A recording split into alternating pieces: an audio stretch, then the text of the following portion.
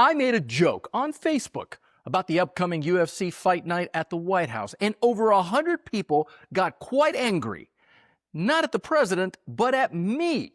One of them even suggested death. Welcome to Freedom 250. It's been all over the news lately, but we've actually known about this for over a year. President Donald Trump is hosting a UFC title fight on the White House lawn June 14th. It's Flag Day, and it's also his 80th birthday because, you know, subtlety died in 2024. It's all part of celebrating America's semi-quincentennial 250 years of liberty. And one way we can commemorate this historic event is by bringing back the Roman Empire. Now, here's an aerial view of what the UFC arena towering over the White House looks like today. The cage itself has a name, the Claw. Now, where have I seen something like this before? Where have I seen it? Oh yeah, the Roman Colosseum. And spoiler alert, the Roman Empire eventually fell. Nonetheless, we have 5,000 ringside seats, 85,000 overflow at the Ellipse. It will be broadcasting on Paramount Plus, and the total cost to build, $60 million. And if you personally have $1.5 million, you get a VIP package, cage side seats, photo op with the president, and a commemorative gold Trump cup. So the rich get the cage, everyone else gets a screen, and remember, it's not pay-per-view, it's pay-per-us. Hello, dear friends. I'm Israel Balderas. I'm a First Amendment attorney. I've also been covering Washington, D.C. politics since Bill Clinton was in the White House. Right now, I teach media law and ethics in Middle America, but honestly, none of it prepared me for the Claw. Although the Pentagon tried their best to make it even more American because President Donald Trump wants to fill those 85,000 seats on the Ellipse. So the Pentagon started recruiting troops to attend, which sounds very generous until you read the memo. Military personnel who want to attend fight night must meet current waist height ratio requirements. In other words, no fatties at the president's birthday party on the South Lawn of the White House.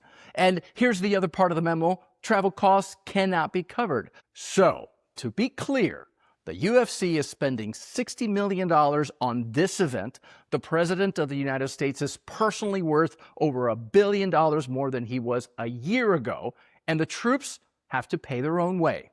No fatties, no pores. Again, welcome to Freedom 250. So naturally, I did what any responsible legal scholar would do. I went to Facebook and I posed a question which honestly was in the form of some humor because boy, do we need some laughter today. Here's what I wrote. I think there's a lot of untapped potential here. If we're going all in, meaning Roman-like entertainment in Washington, why stop at UFC? Let's stock the reflecting pool with bass and let Bass Pro Shops host a fishing tournament. What about a monster truck rally around the Rose Garden? And then I asked, what other events should we turn the White House into? Now, I expected maybe 10 comments, 15 tops, with suggestions and maybe some jokes sprinkled throughout, like John Marshall. He posted the following: sprint car races around the Washington Monument. And Keith Murrow suggested we should have a NASCAR race around the Beltway and call it MAGA 500. And also, what about Scale the Monument competition? Someone posted a mock carnival image with the White House surrounded by amusement park rides. And again, pretty funny stuff, right? That was the first group of posters. They got the joke. But then there was the second group, roughly 100 people who were furious, not at the UFC fight, but at me. Here's what they wrote. It's been planned for a year. Stop crying. Libtard. Weak-ass liberal. One person informed me that all liberals should die. Another explained I had written, and I want to make sure that I get this exactly right, the dumbest libtard posts today. Sir, I asked about fishing tournaments at the reflecting pool. But here's the deal. Almost nobody addressed the question underneath the joke. What does it mean when the White House becomes a Roman Empire-like entertainment venue? Instead, most people wanted to talk about drag queens, about Biden, about kneeling during the national anthem, about grievances from the last decade of cultural warfare. My dumb monster truck joke had accidentally touched something much bigger. You know, throughout American history, the White House lawn has been the place for patriotic moments. Think of Dolly Madison running into a burning building to save Washington's portrait before the British burned it down. A president greeting astronauts returning from the moon, state dinners with foreign leaders.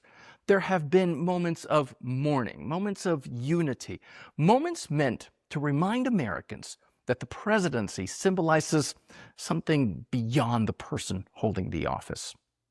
Podcaster Joe Rogan, who endorsed Trump in 2024 and who's slated to attend, is not a fan of the event. He's calling it kind of a gimmick. I don't like it. I don't like the idea of fighting outside at all. Well, there's problems with it. And then done it too many it's times. June, and it's D.C., and we looked it up the last time, like last year, same day, it was 100 degrees. Yeah. And Trump's response, here's what he told a reporter.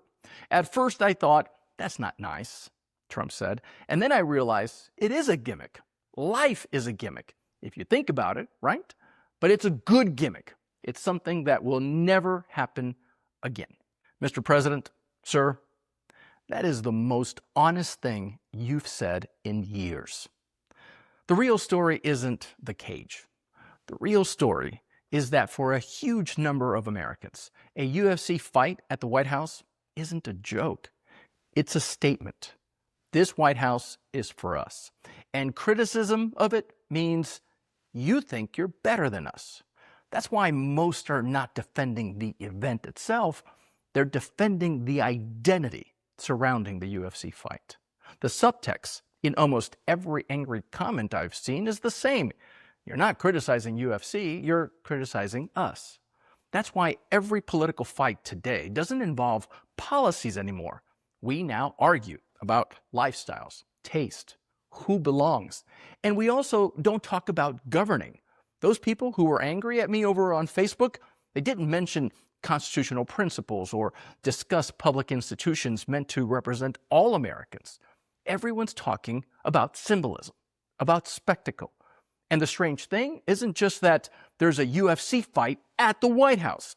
It's that nobody can tell anymore where politics ends and entertainment begins. Apparently, America has finally decided, what if we bring back the Roman Empire, but this time it's sponsored by Monster Energy? Because a republic can survive disagreement, it can survive bad ideas, it can even survive bad presidents. What's harder is surviving the moment nobody cares anymore. Leave a comment below. Tell me, what event would you have at the White House? And if you can do me a favor, please subscribe to this channel. Yes, even if you're angry with me, especially if you're angry with me, because that way you and I can continue the conversation.